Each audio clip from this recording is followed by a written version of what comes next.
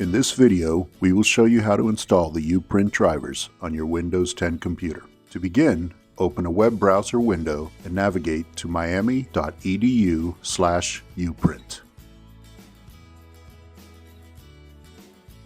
From the UPrint page, click Download Drivers on the bottom right corner.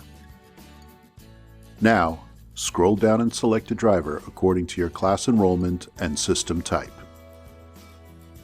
Once the download is completed, click Open. Double-click the driver to begin the installation process.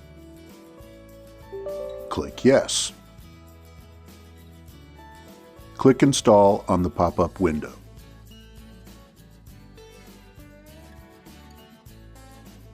Once the installation is complete, click Finish.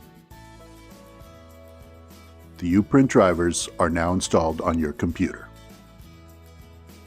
When you go to print a job, select UPrint BW or UPrint Color from the printer list. Then click Print. As the pop-up window opens, enter your Kane ID and password, and give the print job a name. Then click Print.